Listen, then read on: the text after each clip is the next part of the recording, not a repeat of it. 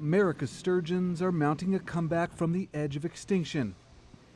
The massive bottom-feeding beasts that swam with the dinosaurs are among the world's most threatened fish.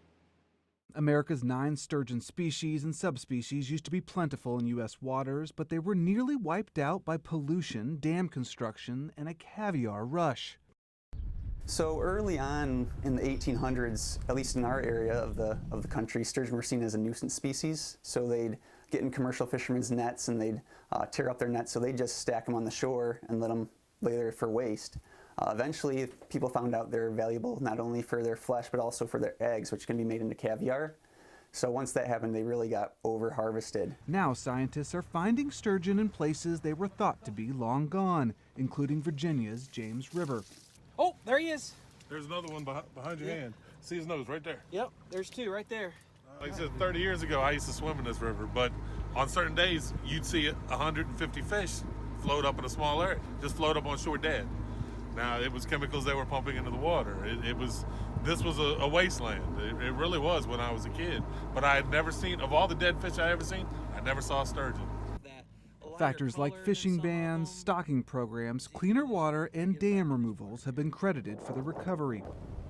So we are on the Biddeford campus at the University of New England, right at the mouth of the Saco River, and we're going to be setting a couple of gill nets to try to catch both short nose and Atlantic sturgeon. So we'll set the gill nets and we'll let them soak for about 20 minutes, and then we'll slowly pull them in. The sturgeon will be untangled. They'll be transported back to the university, where they'll be placed in recovery net pins, and then we'll take them out individually one by one and do all the morphometric measurements and then release them. U.S. sturgeon populations are still a tiny fraction of what they once were, and environmentalists warn more conservation efforts are needed. Sturgeons sometimes live longer than humans, and they spawn infrequently. Experts say it will take decades to measure a population's recovery. Still, some say there's reason to be optimistic.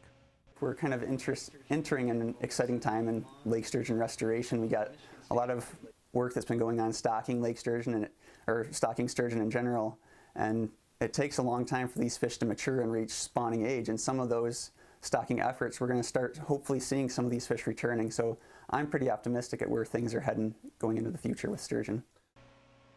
David Martin, The Associated Press.